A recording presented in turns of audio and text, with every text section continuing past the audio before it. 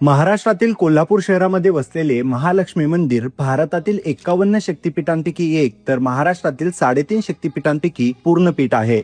श्री यंत्राप्रमाणे रचना असलेले हे पाषाणाचे मंदिर चालुक्य राजवटीतील उत्तम स्थापत्य आहे।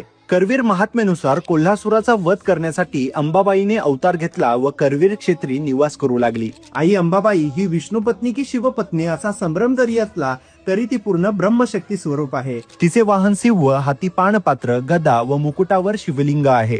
देवीचे मंदिर दुमजली असून वरच्या मजल्यावर देवीचे मातृलिंग आहे, ज्याला पूर्ण प्रदक्षिणा मारतात। हे मंदिर श्रावण सोमवारी व महाशिवरात्रीला खुले करतात। अंबाबाई मंदिरात वर्षातून 2 वेळा किरणोत्सव होतो, ज्यात सूर्यकिरणे देवीच्या मूर्तीवरती पडतात। येथे शारदीय नवरात्र, त्र्यंबोली माता भेट, दसरा, शुक्रवारचा पालखी सोहळा इत्यादी उत्सव होतात। तर चैत्र यात्रेच्या दुसऱ्या दिवशी महालक्ष्मी रथोत्सव संपन्न होतो। आई अंबाबाई मंदिर सोडून भक्तांसाठी कोल्हापूर नगरीत रथातून फिरते। हे मंदिर केवळ एक धार्मिक स्थळ नसून तर ते एक आध्यात्मिक शक्तीचे प्रतीक आहे। त्यामुळेच कोल्हापूरचे महालक्ष्मी मंदिर दक्षिण काशी म्हणून ओळखले जाते।